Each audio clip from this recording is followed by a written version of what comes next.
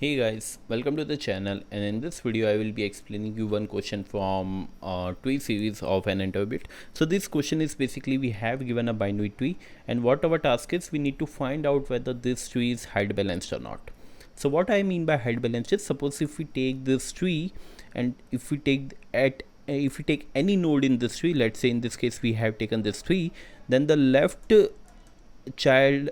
the left subtree or the left height of this tree is let's say 2, and the right height has 0. So see, if we take the absolute difference between the left and right height, then it is 2, which is greater than 1.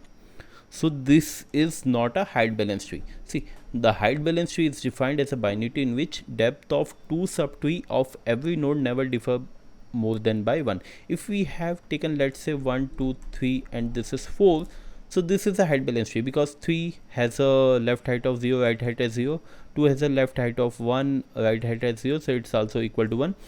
This has a left height of 2, right height as 1, so it's okay. 4 is also a left height of 0 and right height as 0, so it's also okay. So all the node is height balanced, following the property of height balance. So this tree is height balanced, 1 2 3 and 4. So I hope this concept is clear to you, the height balance concept. So I will show you now how to code it.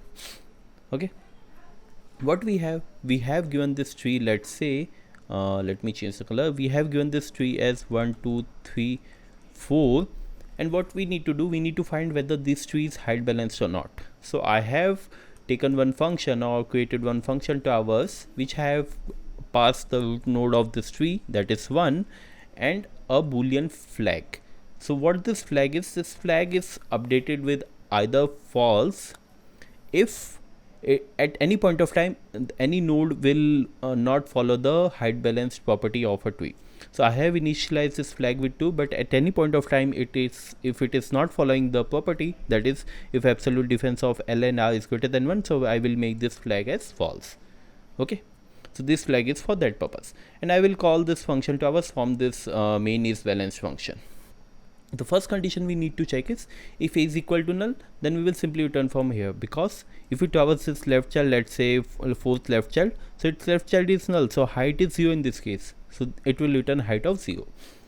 Second, we need to check that if it is a leaf node or not. So if it is a leaf node, so in this case what we need to do, it has no height, so we will simply return 0 from here.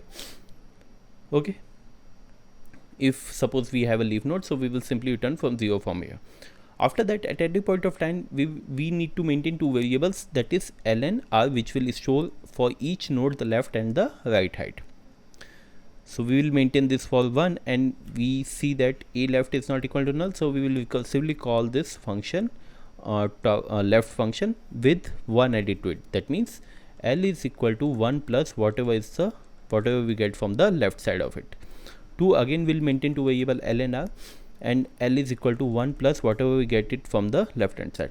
As you can see, from left side we got 0 because it is a leaf node, so it will add it to this L variable, and we see that L variable is 1 in this case. Okay, and R variable, we see it's 0 because its right child is null, so it will not follow this condition. Okay, so it's 0 only.